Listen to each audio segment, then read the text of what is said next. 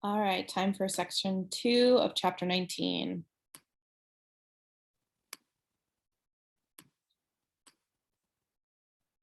I swallowed. This was going about as well as I'd feared. I glanced at the empty, smaller throne next to Hades. It was shaped like a black flower gilded with gold. I wished Queen Persephone was here. I recalled something in the myths about how she could calm her husband's moods. But it was summer. Of course, Persephone would be above in the world of light with her mother, the goddess of agriculture, Demeter. Her visits, not the tilt of the planet, create the seasons. Annabeth cleared her throat. Her fingers prodded me in the back.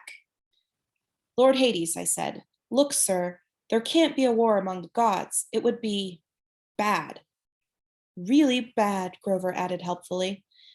Return Zeus's master bolt to me, I said. Please, sir, let me carry it to Olympus. Hades's eyes grew dangerously bright. You dare keep up this pretense after what you've done? I glanced back at my friends. They looked as confused as I was. Uncle, I said, you keep saying after what you've done. What exactly have I done? The throne room shook with a tremor so strong they probably felt it upstairs in Los Angeles. Debris fell from the cavern ceiling. Doors burst open all along the walls, and skeletal warriors marched in, hundreds of them from every time period and nation in Western civilization. They lined the perimeter of the room, blocking the exits. Hades bellows, "Do you think I want war, godlings?" I wanted to say, well, these guys don't look like peace activists, but I thought that might be a dangerous answer. You are the Lord of the Dead, I said carefully. A war would expand your kingdom, right? A typical thing for my brothers to say. Do you think I need more subjects? Did you not see the sprawl of those fertile fields? Well, have you any idea how much my kingdom has swollen in this past century alone? How many subdivisions I've had to open? I opened my mouth to respond, but Hades was on a roll now. More security ghouls, he moaned. Traffic problems at the Judgment Pavilion. Double overtime for the staff. I used to be a rich god, Percy Jackson. I control all the precious metals under the earth, but my expenses. Karen wants a pay raise, I blurted, just remembering the fact as soon as I said it, I wished I could sew up my mouth. Don't get me started on Charon, Hades yelled. He's been impossible ever since he discovered Italian suits. Problems everywhere, and I've got to handle all of them personally. The commute time alone from the palace to the gates is enough to drive me insane, and the dead just keep arriving. No, godling, I need no help getting subjects. I did not ask for this war. But you took Zeus's master bolt. Lies! More rumbling, Hades rose from his throne, towering to the height of a football goalpost. Your father may fool Zeus, boy, but I am not so stupid. I see his plan. His plan? You were the thief on the winter solstice, he said. Your father thought to keep you his little secret. He directed you into the throne room on Olympus. You took the master bolt and my helm. Had I not sent my fury to discover you at Yancy Academy, Poseidon might have succeeded in hiding a scheme to start a war. But now you've been forced into the open. You will be exposed as Poseidon's thief, and I will have my helm back. But, Annabeth spoke. I could tell her mind was going a million miles an hour. Lord Hades, your helm of darkness is missing too? Do not play innocent with me, girl. You and the satyr have been helping this hero, coming here to threaten me in Poseidon's name, no doubt, to bring me an ultimatum. Does Poseidon think I can be blackmailed into supporting him? No, I said, Poseidon didn't. I didn't. I have said nothing of the helm's disappearance, Hades snarled, because I had no illusions that anyone on Olympus would offer me the slightest justice, the slightest help. I can ill afford for word to get out that my most powerful weapon of fear is missing.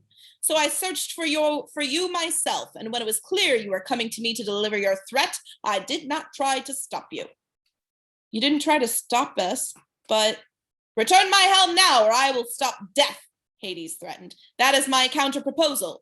I will open the earth and have the dead pour back into the world. I will make your lands a nightmare. And you, Percy Jackson, your skeleton will lead my army out of Hades. The skeletal soldiers all stood one step forward, making their weapons ready. At that point, I probably should have been terrified. The strange thing was, I felt offended. Nothing gets me angrier than being accused of something I didn't do. I've had a lot of experience with that. You're as bad as Zeus, I said. You think I stole from you? That's why you sent the Furies after me? Of course, Hades said. And the other monsters? Hold on, my computer's about to die. And the other monsters? Hades curled his lip. I had nothing to do with them. I wanted no quick death for you. I wanted you brought before me alive so you might face every torture in the fields of punishment. Why do you think I let you enter my kingdom so easily? Easily? Return my property! But I don't have your helm. I came for the Master Bolt. Which you already possess, Hades shouted. You came here with it, little fool, thinking you could threaten me? But I didn't. Open your pack, then. A horrible feeling struck me. The weight in my backpack, like a bowling ball. It couldn't be. I slung it off my shoulder and unzipped it. Inside was a 2-foot-long metal cylinder spiked on both ends, humming with energy. Percy, Annabeth said. How? I don't know. I don't understand.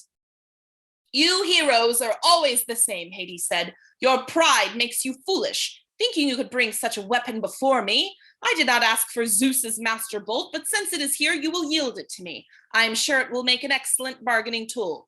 And now my helm. Where is it? I was speechless. I had no helm. I had no idea how the master bolt had gotten into my backpack. I wanted to think Hades was pulling some kind of trick. Hades was the bad guy. But suddenly the world turned sideways. I realized I'd been played with. Zeus, Poseidon, and Hades had been set at each other's throats by someone else. The master bolt had been in the backpack, and I'd gotten the backpack from... Lord, Hades, wait, I said. This is all a mistake. A mistake? Hades roared. The skeletons aimed their weapons. From high above, there was a fluttering of leathery wings, and the 3 Furies swooped down to perch on the back of their master's throne. The one with Mrs. Dodd's face grinned at me eagerly and flicked her whip. There is no mistake, Hades said. I know why you have come. I know the real reason you brought the bolt. You came to bargain for her. Hades loosed a ball of gold fire from his palm. It exploded on the steps in front of me, and there was my mother, frozen in a shower of gold, just as she was at the moment when the Minotaur began to squeeze her to death. I couldn't speak. I reached out to touch her, but the light was as hot as bonfire. Yes, Hades said with satisfaction, I took her. I knew, Percy Jackson, that you would come to bargain with me eventually, return my helm, and perhaps I will let her go. She is not dead, you know. Not yet. But if you displease me, that will change. I thought about the pearls in my pocket. Maybe they could get me out of this, if I could just get my mom free. Ah, the pearls, Hades said, and my blood froze. Yes, my brother and his little tricks. Bring them forth, Percy Jackson. My hand moved against my will and brought out the pearls. Only 3, Hades said. What a shame. You do realize each only protects a single person. Try to take your mother then, little godling, and which of your friends will you leave behind to spend eternity with me? Go on, choose, or give me the backpack and accept my terms. I looked at Annabeth and Grover. Their faces were grim. We were tricked, I told them. Set up. Yes, but why? Annabeth said, and the voice in the pit. I don't know yet, I said, but I intend to ask. Decide, boy, Hades yelled. Percy, Grover pulled his hand on my shoulder. You can't give him the bolt. I know that. Leave me here, he said. Use the 3rd pearl on your mom. No. I'm a satyr, Grover said. We don't have souls like humans do. He can torture me until I die, but he won't get me forever. I'll just be reincarnated as a flower or something. It's the best way. No, Annabeth drew her bronze knife. You two go on. Grover, you have to protect Percy. You have to get your searcher's license and start your quest for Pan. Get his mom out of here. I'll cover you. I'll plan to go down fighting. No way, Grover said. I'm staying behind. Think again, goat boy, Annabeth said. Stop it, both of you. I felt like my heart was being ripped in two. They had both been with me through so much. I remembered Grover dive-bombing Medusa in the statue garden and Annabeth saving us from the Cerberus. We'd survive Hephaestus's Waterworld ride in the St. Louis Arch, the Lotus Casino. I had spent thousands of miles worried that I'd be betrayed by a friend, but these friends would never do that. They'd done nothing but save me over and over, and now they wanted to sacrifice their lives for my mom. I know what to do, I said. Take these. I handed them each a pearl. Annabeth said, but Percy. I turned and faced my mother. I desperately wanted to sacrifice myself and use the last pearl on her, but I knew what she would say. She would never allow it. I had to get the bolt back to Olympus and tell Zeus the truth. I had to stop the war. She would never forgive me if I saved her instead. I thought about the prophecy made at Half-Blood Hill, what seemed like a million years ago. You will fail to save what matters most in the end. I'm sorry, I told her. I'll be back. I'll find a way. The smug look on Hades' face faded. He said, Godling? I'll find your helm, Uncle, I told him. I'll return it. Remember about Charon's pay raise. Do not defy me. And it wouldn't hurt to play with Cerberus once in a while. He likes red rubber balls. Percy Jackson, you will not! I shouted. Now, guys!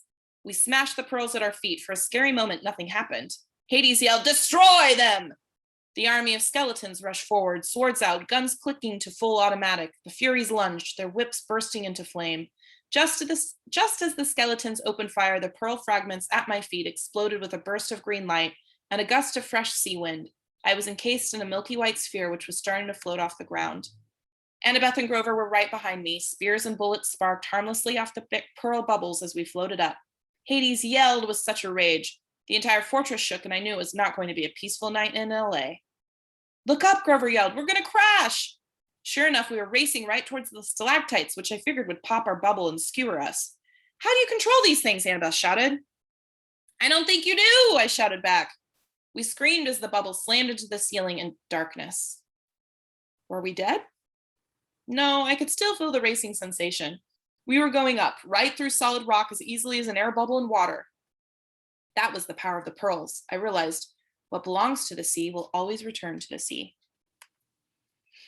For a few moments, I couldn't see anything outside the smooth walls of my sphere. Then my pearl broke through on the ocean floor.